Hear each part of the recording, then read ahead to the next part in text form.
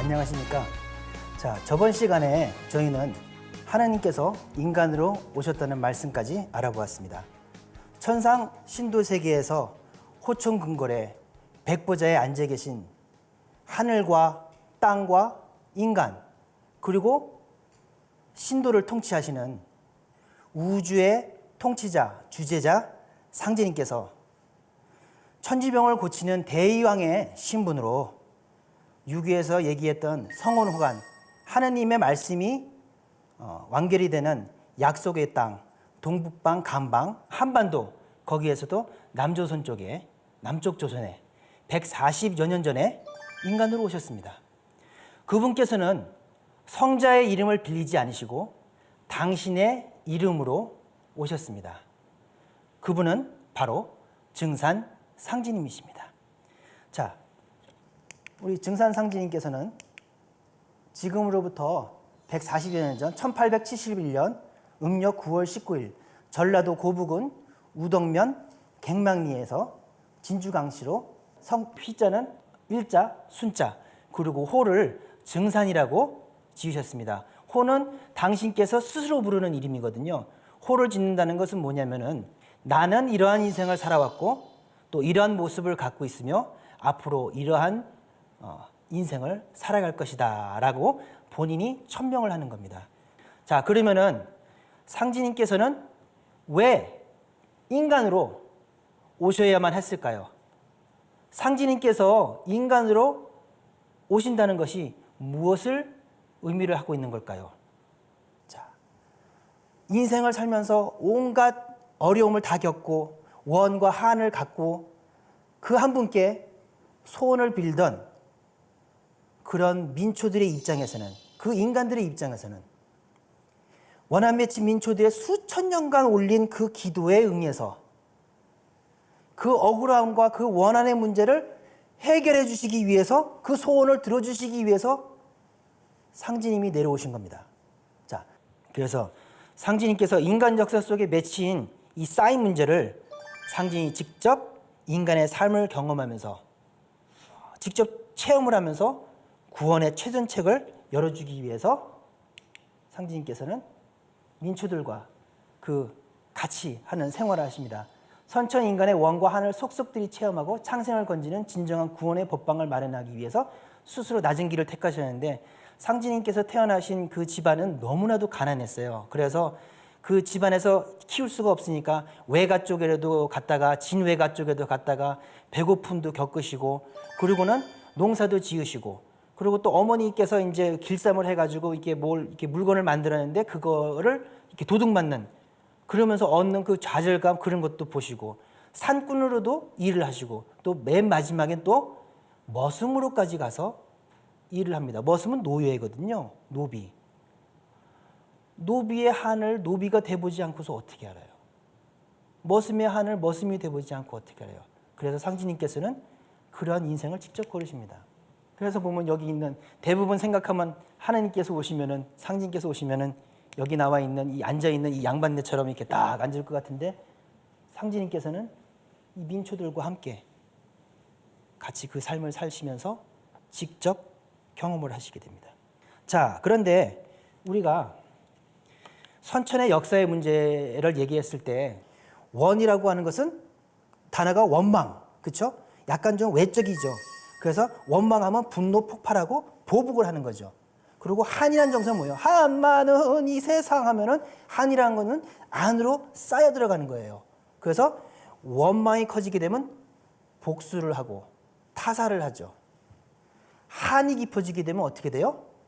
우울로 빠지면서 자살을 하게 되죠. 그래서 원의 문제는 대부분 언제 일어나요? 전쟁 시기에 일어나고, 한의 문제는 언제예요? 그거는 대부분 사회적인 문제, 가불의 문제, 노예가 돼가지고 어떻게 해결할 방법이 없고 증오의 대상도 없는 거는 한쪽이에요. 자, 그래서 우리가 상제님께서 가불의 문제, 이 신분의 문제, 이 한의 문제, 그거는 상제님께서 인생을 사회 속에서 살아가면서 겪으셨고, 자, 이제 원의 문제, 그것은 바로 전쟁의 문제인데, 그리고 그 전쟁의 상극의 가장 최극점이라고 하는 것이 뭐냐면은 그 제국주의의 그런 문제, 그리고 이제 동학이 나오게 되는데요. 그래서 상진님께서 전쟁을 겪게 되시는데 그것이 바로 상진님이 탕강하셨던 고부군에서 벌어졌던 황토현 전쟁, 동학입니다. 전쟁이라는 것은 인간의 모든 부분이 다 드러나는 것이고 원한의 문제가 가장 극대화가 되는 겁니다. 전쟁의 문제 하나만 보게 되면은 인간의 밑바닥 생활이 무엇인지를 알 수가 있는 거죠. 그런데 그것이 1894년 상진님의 고향이었던 고부 땅에서 일어난 동학혁명이었는데 이 동학혁명을 통해서 상진님께서는 천하의 대병을 내가 직접 고쳐야 되겠다고 하는 그러한 마음가짐을 갖게 한 결정적인 계기가 된 겁니다. 제가 이번에 동학에 대해서 얘기를 해야 되는데 이게 잘 몰랐어요. 그래서 저도 이제 공부를 해야 되잖아요. 제일 좋은 건 직접 가보는 거예요. 상진님도 인간 세상에 오셨듯이 저도 그래서 이제 고부를 갔어요. 갔더니 놀랍게도 자, 상진이 탕강하셨던 고부 갱망리가 있고 그 뒤에 있는 뒷산이 그 증산이거든요. 산 이름이 증산이에요. 증산이고 그 뒤가 황토현이에요. 그리고 거기가 녹두 장군, 전봉주 장군의 생가예요. 그러니까 어떻게 된 거냐면요. 이 동학은요. 가서 보니까 아파트 단지 한 단지 내에 상진님은 310동에 살고 계셨고 전봉준 녹두 장군은 307동에 살고 있었고 그리고 동학혁명은 아파트 단지 내에서 전쟁이 벌어진 것과 같은 그런 상황이었더라고요. 가서 보니까 그렇더라고요. 그래서 상진이 앞에서 신명들이 전쟁은 이런 겁니다. 상진님 이걸 보시고 저희 한을 풀어주세요 하고는 상진님이 계신 곳 앞에다 전쟁을 확 펼쳐놓은 뭐 그런 느낌이더라고요. 근데 이번에 저 동학농민혁명기념관을 직접 가가지고 보고 배웠던 것이 동학이라는 게 그냥 우리가 쉽게 할 때는 조선이라고 하는 조그만 나라가 없어지려고 제국주의에서 없어지려고 했는데 그때 거기서 그냥 불만이 많아가지고 그냥 이렇게 터진 뭐 요렇게 간단하게 알고 있었는데 가서 보니까 그게 아니라는 거예요. 그래서 그 어르신한테 이제 가서 이제 말씀을 들었는데 서구 제국주의 세력이 동양으로 들어오면서 동서문명이 충돌하여 지구촌의 대변혁의 소용돌이가 흡수려 가던 때에 일어난 것이다. 이렇게 돼 있는데 내용이 복잡하잖아요. 이게 거기 가서 보니까 이런 사진들이 있더라고요. 자, 제국주의만 보게 되면은 콜럼버스가 미국이라고 하는 대륙이 있다는 것을 안 이 순간서부터를 바라봐야 된다는 거예요. 동학을 이해를 하려면은. 자, 거기에 금과 은이 많은 나라가 있다는 걸 알고 스페인 사람들이 식민지 점령을 위해 가지고 갑니다. 그래서 원주민들을 학살을 하죠. 그런데 이때 스페인 사람들이 들어오면서 두창, 천화라고 하죠. 이 곰보. 그것이 들어왔는데 여기는 한 번도 천연두를 알았던 적이 없었던 그런 곳이었기 때문에 대부분의 사람들이 두창에 걸려가지고 다 사망을 해요. 그런데 그것도 모자라서 원주민들을 저렇게 목을 매달고 죽이고 태워 죽이고 그 자손마저도 저렇게 죽여버렸어요. 자, 이제 인디안들이 있었는데 영국 사람들이 인디안들을 점령을 하기 위해 가지고는 어떻게 해요? 천연두, 두창 그 곰보가루를 내 가지고 이걸 주게 되게 되면은 얘네들은 면역이 없어 죽는다는 걸 알았어요. 생화학전을 벌인 거죠. 그래서 담요를 주고 이 사람들은 선의를 갖고서 백인들을 대해줬어요. 근데 백인들이 어떻게 돼요? 은혜를 복수로 갚은 거예요. 그러고는 어떻게 됐어요? 사람들이 다 죽어버린 거예요. 이 사람 죽으면서 그 한 분께 얼마나 많은 원망을 쏟아내고 죽었겠어요. 그런데 문제가 어떻게 됐냐면은 사람을 계속 다 죽이다 보니까 그 점령을 하고 난 다음에 어떻게 돼요? 전쟁이 끝나면 항상 노비가 생기잖아요. 그러면 사회 문제가 생겨야 된다고요. 사람을 부릴 사람이 생겨야 되는데 다 죽어버렸어요. 그러니까 어떻게 돼요? 경제가 안 들어가게 되죠. 그러니까 어떻게 해야 돼요? 그래서 이 사람들이 아프리카를 가서 아프리카에 있는 원주민들을 다 잡아가지고는 노예로 데려가게 된 거예요. 아프리카에서 정말 순박하게 잘 살고 있던 이 사람들이 이게 할아버지, 아버지, 손자 그 집안 3대를 저렇게 목을 매가지고 데려갔어요. 이 원한, 이 사람도 아프리카 말로 그 한 분께 기도를 했겠죠. 살려달라고. 여기서 해방되게 해달라고. 그런데 이것이 제국주의가 점점점 더 커져요. 자, 구미도 점령하고 아프리카도 점령하고 그러고 난 다음에 인도까지 점령을 했죠. 인도를 점령을 해가지고는 어떻게 돼? 지금 이게 아편이거든요. 아편을 키우는데 여기 있는 인도 사람들을 다 이렇게 노비로 만들어가지고 아편을 키우게 한 거예요. 그러니까 전쟁에서 지게 되면요. 노비가 되는 거거든요. 그게 현실이거든요. 그래서 전쟁을 임하는 모든 남자들은 내가 여기서 죽지만 내 가족들은 노비가 되지 않게 하기 위해서 나가서 죽어주는 거거든요. 그런데 이 아편을 가지고 중국에다가 또 팔죠. 그래서 중국이 아편 때문에 망하게 됐어요. 그러니까 중국이 어떻게 돼요? 자기 나라 국민들을 지키기 위해서 이렇게 제국주의와 전쟁을 했는데 중국도 넘어가 버렸어요. 그리고 일본도 미국의 블랙십 검정배 강제로 열리면서 결국은 제국주의가 점령을 할 수 있는 땅의 맨 마지막 점 하나가 조선이었던 거예요. 그런 의미에서 조선이란 나라가 하나가 없어지는 것이 한 나라가 없어지는 것이 아니고 전 지구상에 있는 모든 민족이 다 없어지는 마지막 순간이 조선의 문제였고 거기서 나타나서 벌어진 것이 동학혁명입니다. 자, 1894년 갑오동학혁명인데 이 갑오동학은 모든 걸 다 배타하고 아니다라고 하는 것이 아니고 인간으로 오신 천주님의 새 세상을 유불선 기독교를 전체를 다 수용을 하는 대통일의 문명 그러한 문명이 온다는 거였거든요. 그런데 그러한 문명의 도래를 외치다가 60만 명이 참혹하게 죽는데 일본군한테 의해서 죽죠. 그런데 그때 죽었던 사람들이 다 누구예요? 고부 황토현 전쟁이라고 했잖아요. 그때 죽었던 것이 상진님이랑 같은 동네에 살고 있던 내내 그 이웃들이에요. 그러면서 상진님께서 3년 유력을 하시게 됩니다. 이런 상황에서 그 원한의 문제가 많이 커지고 그거에 의해서 우주가 붕괴할 만한 그러한 상황까지 가게 되었고 그래서 상진님께서 이제 천하의 대세가 종전에 알며 행하던 모든 법술로는 세상을 건질 수 없다라는 결론을 내시고 내가 몸소 천하를 건져야 되겠다. 그러니까 이 인간의 문제는 인간의 문제로 해결할 수 있는 부분을 넘어서 버린 거예요. 자, 그래서 140년 전 상진님의 말씀을 한번 보도록 할게요. 선천은 상극의 운이라. 상극의 이치가 인간과 만물을 맡아 하늘과 땅에 전란이 그칠 새가 없었나니 그리하여 천하를 원한으로 가득 채우므로 이제 이 상극의 운을 끝맺으려 하며 큰 화액이 함께 일어나서 인간 세상이 멸망당하게 되었다. 상극의 원한이 폭발하면 우주가 무너져 내리니라. 그리고 이제 상진님이 직접 오시게 된 이유를 본인 말씀으로 해주시죠.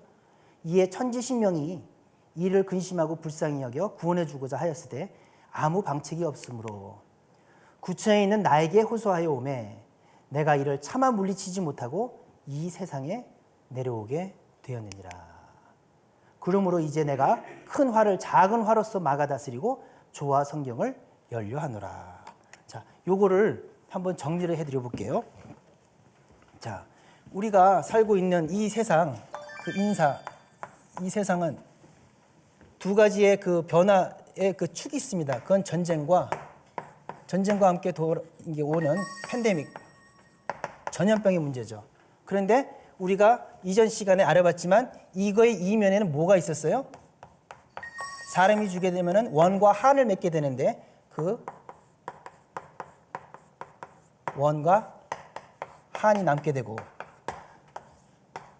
그 원한 맺힌 신명들은 또 인간 세계에 보복을 합니다. 그걸 척이라고 했습니다. 그래서 이러한 문제가 계속 발생을 하게 되는데 이러한 비극의 이면에는 뭐냐면은 이 보이지 않는 이법에는 그 상극이라고 하는 그런 이법이 있었다고 얘기했어요.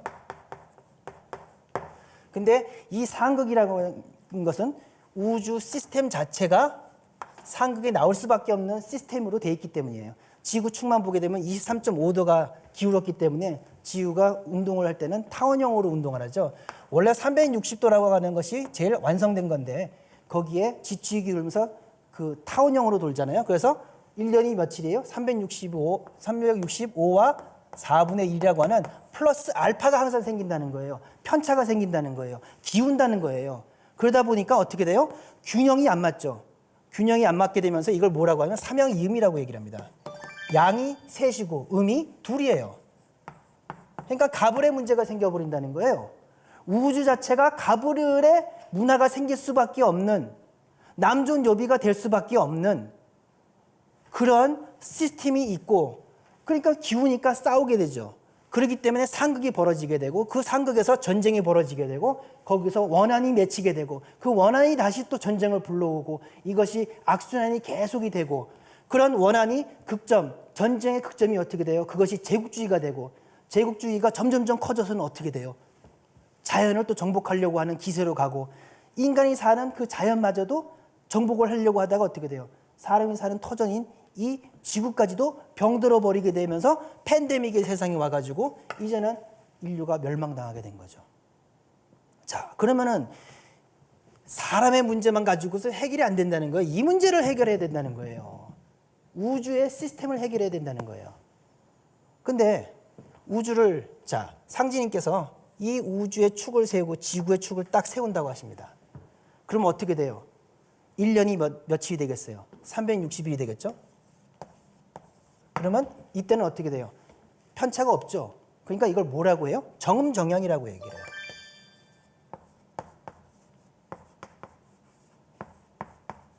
음과 양이 비율이 1대1이 돼요. 그러니까 뭐 어때요? 편차가 없어요.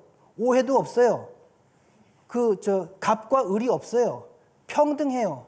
공평해요. 그렇기 때문에 어떤 세상이 나올 수 있는 거예요? 여기서 상생이라고 하는 시스템이 나올 수가 있는 거예요. 이런 이치가 나올 수가 있는 거예요. 이런 상황에서 우리가 인류가 그렇게 꿈꾸었던 후천 성경, 지상 성경이죠. 그 지상 성경이 형성이 될 수 있는 거예요.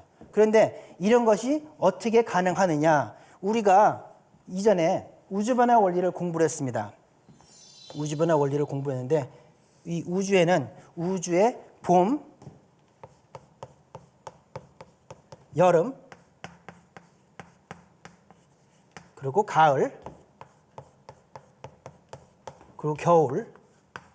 그래서 129,600년으로서 하나의 126,600년의 그 사이클을 갖고 있고, 이 여름에서 가을로 넘어가는 이 순간이 뭐예요? 트랜지셔널 존 티핑 포인트라고 했었고, 이때 어떤 일이 벌어지게 돼요? 사회 이치적으로 보게 되면은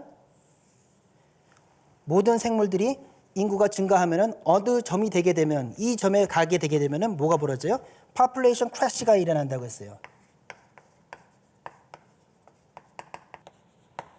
그래서 전멸하기도 하고 10분의 1 정도 살기도 하는데, 이 10분의 1이 농사로 보게 되면 열매가 되는 거죠. 그렇죠?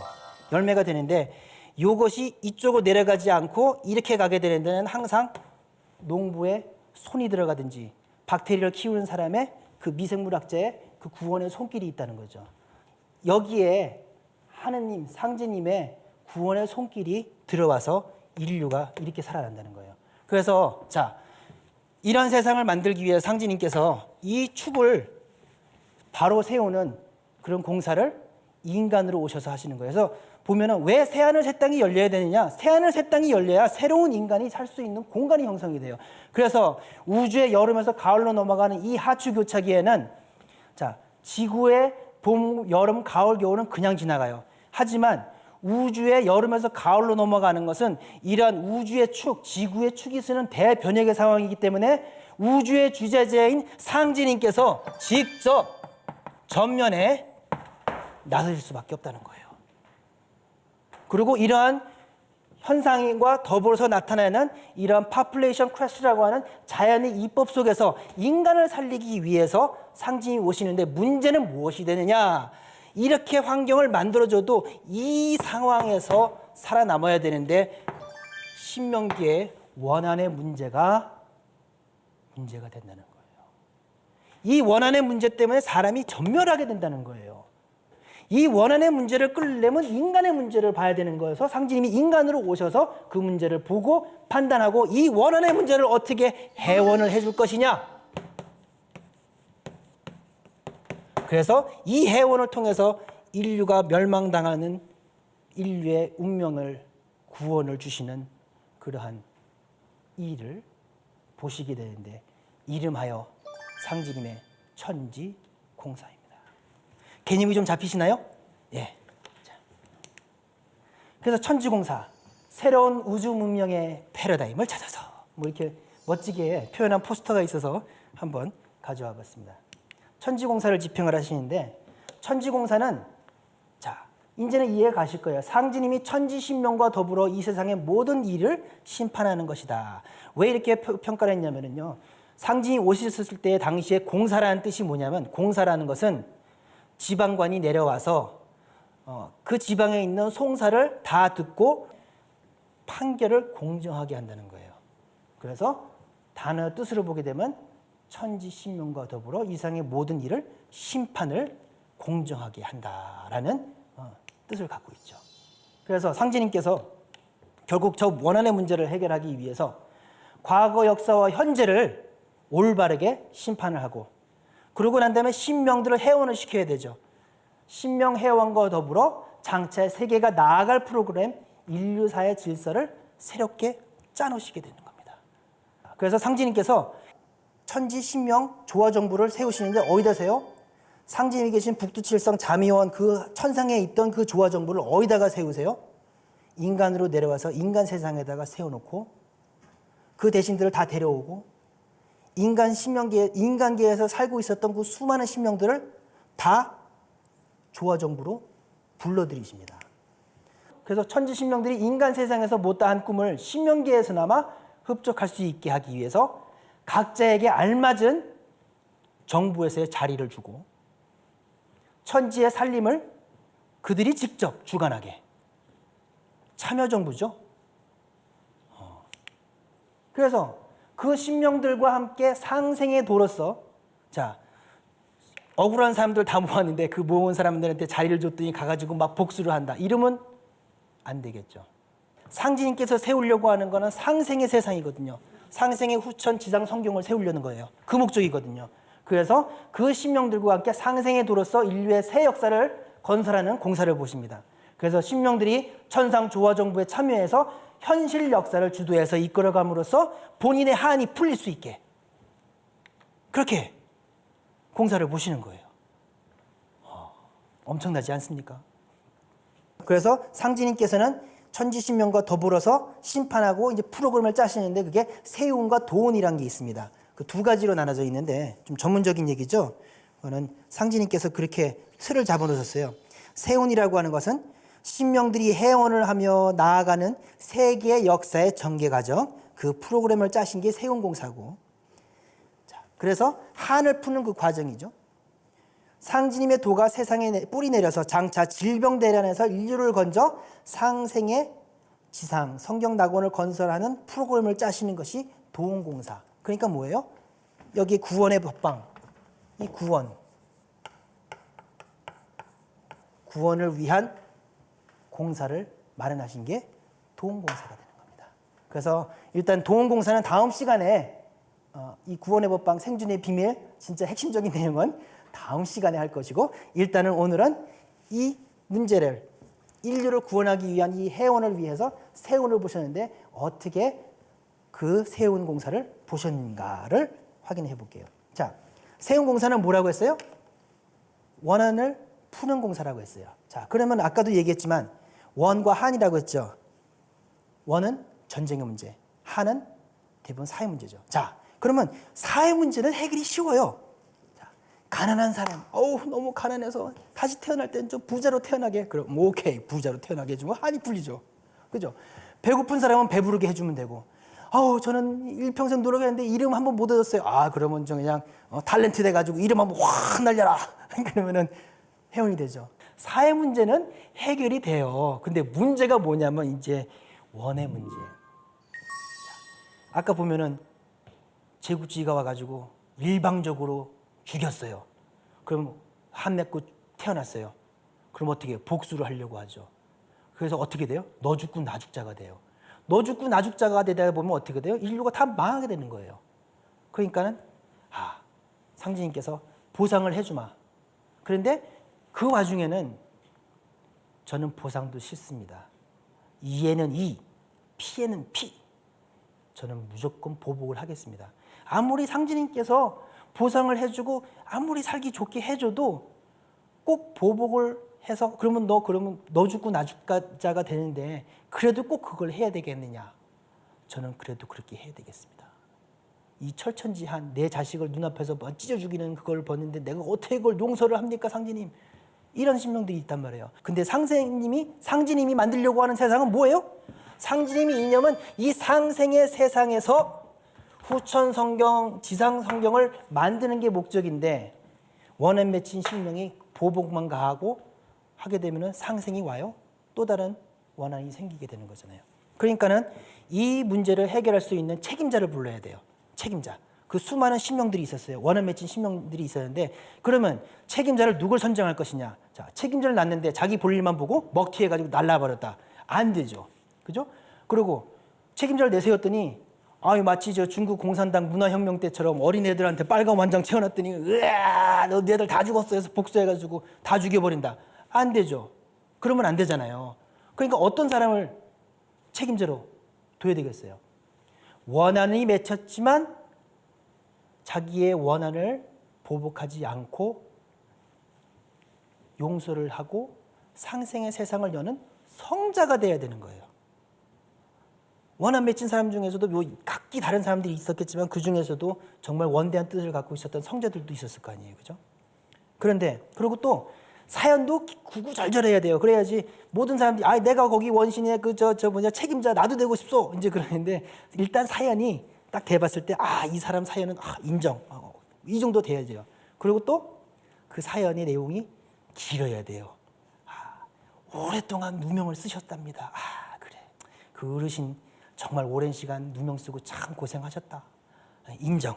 그리고 그분이라면 내 따르지. 이런 인사가 나오셔야 되는 거예요.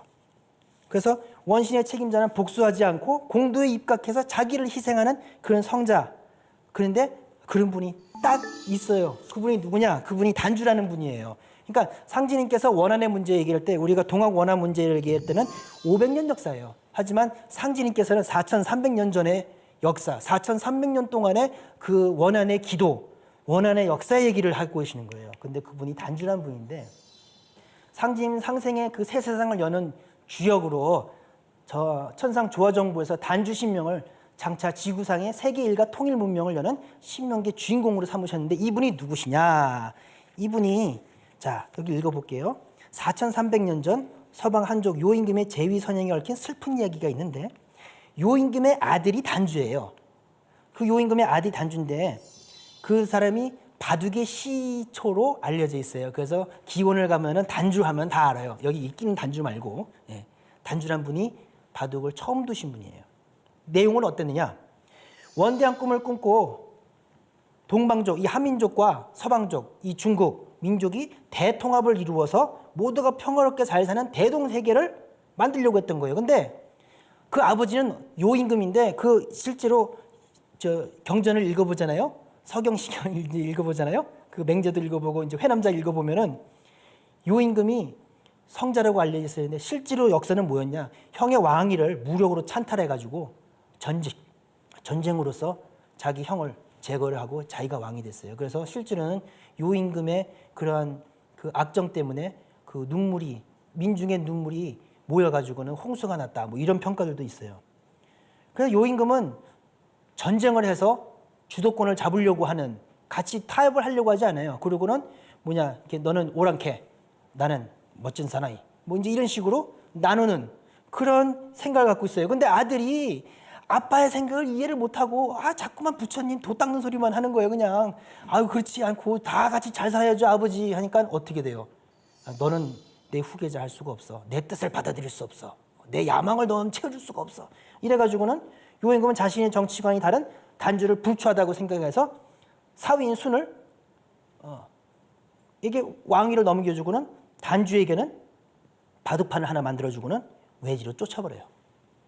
그래서 그리고 단주는 그러고 그랬는데 대동세계를 건설했던 꿈이 좌절된 데다가 불효자식이란 누명까지 쓴 데다가 그리고 못난 놈이라고 해가지고 4,300년 동안 육아경전에 계속 그놈은 못난 놈이다, 그놈은 못난 놈이다라고 한 누명을 계속 써서 4,300년 동안 피눈물을 흘리고 있었던 거예요. 자, 그런데 바둑이란 거는 어떤 거예요? 우리가 바둑을 둔다 할 때 어때요? 우리가 머리가 복잡해요. 아유, 바둑이나 둬야 되겠다. 정신을 가다듬고 그리고 뭐를 해요? 인고를 하는 거거든요. 참고 복기하고 생각해보고 그리고 바둑은 뭐예요? 수일기예요. 그리고 자, 모든 장기나 체스 같은 경우에는 상극의 놀이예요. 죽고 죽이는 놀이예요. 그래서 장기나 체스가 끝나고 나면 뭐밖에 안 남아요? 왕과 졸 몇 개밖에 안 남는 거예요. 전쟁이 허망함이거든요. 전쟁이 끝나고는 다 죽고 없어지는 거예요. 그게 장기 체스예요. 근데 바둑은 어때요?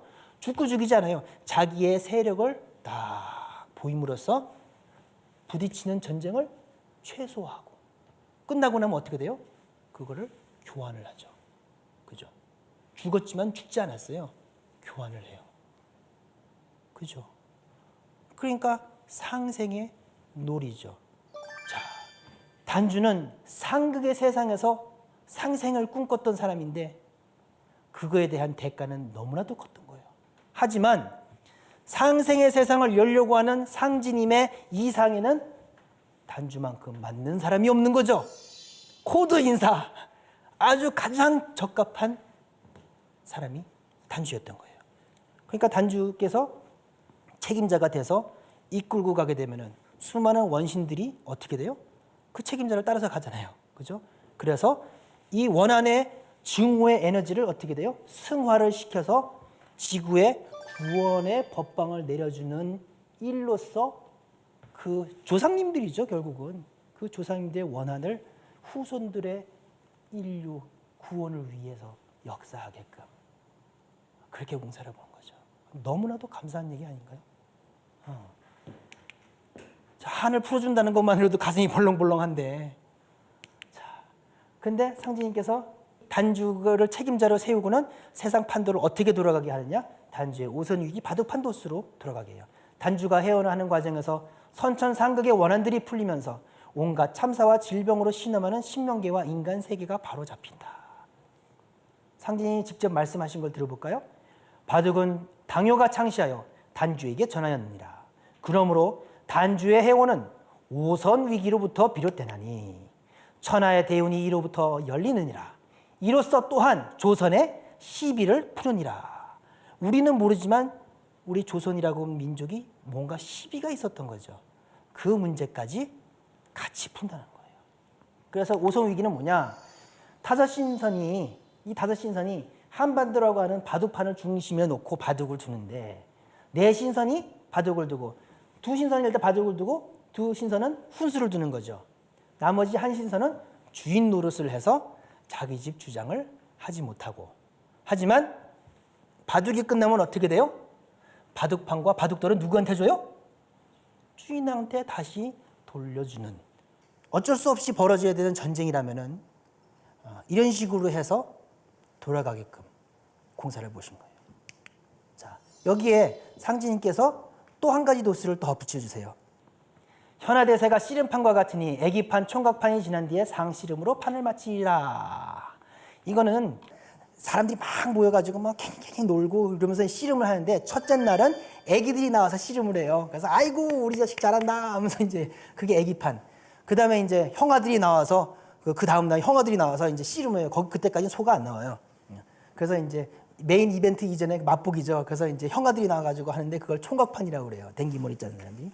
애기는 이제 깎아머리고. 상씨름. 이제 우리가 전라도 말에 상남자다라는 얘기 있잖아요. 상은 최상이거든요. 상씨름이라고 하는 거는 상투쓴 진짜 어르신들이 딱 나와가지고 소 딱 걸어놓고 누가 천하장사냐 그것이 상씨름이에요. 그래서 어떻게 보면은 3세판 도수죠. 이러한 오선 위기 도수가 몇 번 일어나느냐? 3번 일어나게끔 공사를 보시는 거예요. 자, 그래서 애기판, 총각판, 상씨름. 그래서 씨름판 도수는 이제 천지 전쟁 도수예요. 3번의 전쟁을 통해서 신명들이 단계적으로 원한의 불덩이를 폭발시킴으로써 해원을 하는 동시에 지구촌의 모든 문제를 바로잡는다. 자, 이거 무슨 뜻이냐? 우리가 샴페인을 막 흔들었어요. 보글보글보글보글 하죠. 원한 맺힌 우리 인류의 그 미래와 같은 거예요. 근데 그때 그냥 빵 하고 터트려봐요. 빵 하면서 확 나오고 그냥 이제 그 콜쿰 아이가 막 날아다니고 이렇게 눈에 맞으면 실명도 하고 그러거든요. 그런데 난 그게 정말 싫어. 그럼 어떻게 해야 돼요? 김을 빼죠. 칙, 칙, 칙. 3번 김을 빼고 퐁 하면은 터지지 않죠. 그렇죠? 그러니까 이 원한의 문제가 샴페인 막 흔드는 것처럼 많아요, 지금. 열면은 터지는 거예요. 좋은 세상을 만들려고 이게 뚜껑을 열었는데 터져서 나와서 다 죽는 거예요. 터지고 난 다음에 샴페인이 하나도 안 남아요. 그러니까 어떻게 돼요? 그거를 칙칙칙 뽑은 거예요. 자, 그럼 눈치 빠르신 분들은 아실 거예요. 그러면 그 3번이라는 게 1차 세계대전, 2차 세계대전, 그리고 3차 세계대전이겠구나. 그럼 왜 애기판, 총각판, 상씨름이야? 자, 1차 세계대전은요. 러일 전쟁에서 시작이 돼가지고 러시아가 지면서 그 군대를 유럽으로 가져가게 되면서 그러면서 유럽에서 전쟁이 일어나게 되는 거거든요. 그러면서 1차 세계대전이었어요. 그러면서 어떻게 돼요? 제국주의가 끝나버려요. 그래서 1차 세계대전이 일어나가지고 식민지들이 다 독립을 해버려요. 그죠? 많이 독립을 했어요. 다 독립은 못했지만. 그러면서 제국주의의 그 기세가 꺾이면서 제국들이 없어져요. 러시아 제국도 없어지고, 그죠? 공산주의 돼버리고. 합스부르크도 깨지죠? 오스만 터키도 깨지죠? 그러고는 새로운 나라들이 나와요. 영국, 프랑스, 독일, 뭐 이제 이렇게 나오죠. 그리고 이제 그때 1차 세계대전 때 뭘로 막아져요? 갑자기 독감이 돌면서 끝나게 되죠. 그래서 1차 세계대전이라고 하는 그 원한 문제, 그 전쟁 서로 간에 이렇게 끌려야 되는 문제를 최소화해가지고 한번 끌고 두 번째 전쟁이 났던 건 중일전쟁부터 시작이 돼요. 자, 첫 번째는 러일 전쟁인데 일본 애들이 머리를 딱 깎았잖아요. 그래서 깎아준 머리 같았다 해가지고 상징이 애기판에다 둔 거예요. 중일전쟁은 중국 사람들이 황비용 보면 이렇게 하면 이게 변발을 해가지고 샥 하는데 보면 이게 댕기머리 같잖아요. 중일전쟁이 시작이 돼서 중일전쟁으로부터 해서 일본이 대동아 공영권으로 가가지고 그게 이제 독일, 이탈리아, 일본이 삼국동맹을 해가지고는 2차 세계대전이 벌어지는 거거든요. 2차 세계대전이 벌어지면서 어떻게 돼요? 제국주의란 제국주의는 다 깨져버리고 모든 식민지들이 다 독립을 해버렸어요. 한이 풀렸네. 그렇죠? 근데 그때 그 문제를 끌 때 어떻게 돼요? 원자폭탄이 터지면서 인간이 만든 병이죠. 그러면서 전쟁이 끝났어요. 그리고 이제 세 번째는 상씨름, 상투쟁이. 그건 남북전쟁이거든요. 남북전쟁을 해서 지금 50년째가 됐는데 아직 3차 대전이라는 건 없어졌죠. 아직 끝나지 않은 전쟁이에요. 근데 그 전쟁을 마지막으로 해서 전쟁이 끝나는 거예요. 전쟁을 끝내기 위한 전쟁인데 그 전쟁을 끝낼 때 상진님께서는 뭘 이용을 하시냐면은 그래서 3차 대전 나가지고 다 죽어버리면 어떻게 해요? 그러니까 다 죽기 전에 무슨 걸 끌어오시냐면 천지이법으로 있는 이 파퓰레이션 크래시를 그때 가져와요. 그러면서 세계 전쟁을 다 끝내버리고 그렇죠. 그러면서 구원의 법방으로 사람을 살리는 그런 얘기인데 그 얘기는 뒤에 알아봐야 되겠죠. 그래서 자 보세요. 우리가 만약에 상진님께서 벌써 3번의 김을 뺀다고 해서 김을 뺐는데 또 불구하고 두 번째에서는 원자폭탄과 같은 그런 일이 벌어졌어요. 만약에 상진님이 오시지 않아서 그 문제를 끌리지 않고 그냥 놔뒀다면 어떻게 돼요? 이제는 아시겠죠? 어떤 일이 벌어질 우리의 인류의 미래가 상진님이 오지 않는 상황이었다면 어떤 미래였는지. 그리고 이러한 인류 구원을 위해서 상진님께서